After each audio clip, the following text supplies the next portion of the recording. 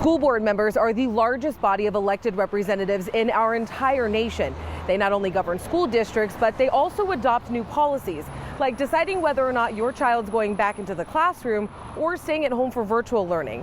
But what else should you look for in a school board candidate? Well, here are 4 things that you need to know before casting your ballot.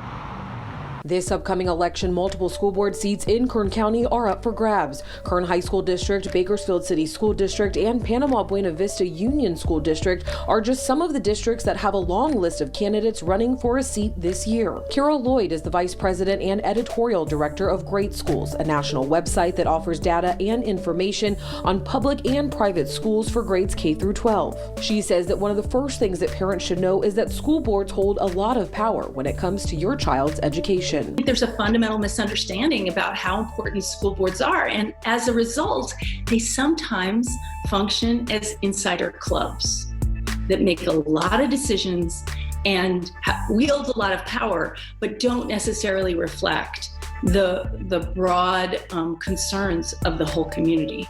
Lloyd also says that parents are becoming more activist because of events like the COVID-19 pandemic, which could be a risk factor for school boards this election.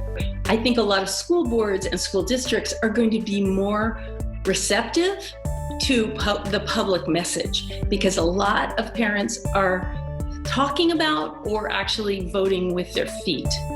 And they're disenrolling, they're using online programs, they're moving to different school systems, they're moving across the country. That kind of disruption is going to make a lot of school boards think, okay, we need to listen to our community now.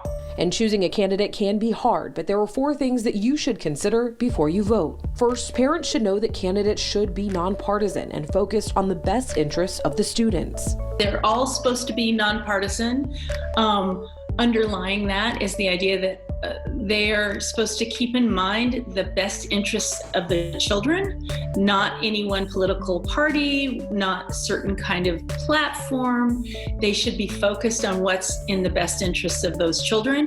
And yet, because there's not as much oversight or involvement in communities, they can be stepping stones for politicians. So it's really important that average, everyday parents get involved and look at who their school board members are so that they can be held accountable and be focused on being on the school board and not using it as some sort of stepping stone for some other kind of career.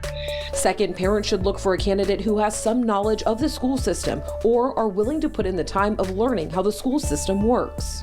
School districts are pretty complex, and even though they can be very small and just reflect a very small town, they are complicated government entities. So you want someone with some knowledge or willingness to put in the time to understand it. Lloyd says that activist parents shouldn't be afraid to get involved and even run for positions themselves. And I went looking for districts across the country where an average parent ended up becoming a school board member, and it was pretty infrequent. It should be something that is kind of like the norm, like an activist parent who's really involved in the school, but it doesn't happen as often as one would think. And the third component voters should look for in a school board candidate is someone who is forward-thinking and innovative. Finding a candidate who can evolve the school system and improve areas like instruction and student outcomes is important, Lloyd says. I think that school boards need to be understood in terms of their potential to innovate and to move our school system forward. And so if they're just there for checks and balances, that's fine.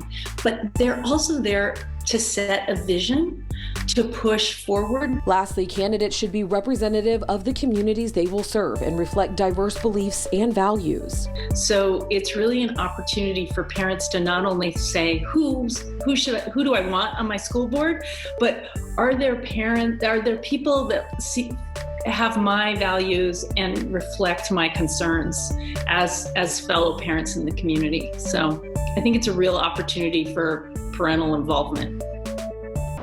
Over the coming weeks leading up to election, we'll be introducing you to some of the candidates that are running for school board seats across the county. But if you want more information, all you have to do is head to our website, turnto23.com. And there we'll have a link to the Kern County elections page where you can see a full list of candidates that are on the ballot this year. And if you're still wanting to do more research, all you have to do is look up candidates individually, and you can search for their campaign page or their Facebook page. Reporting in Bakersfield, I'm Alex Bell for 23BC News, connecting you.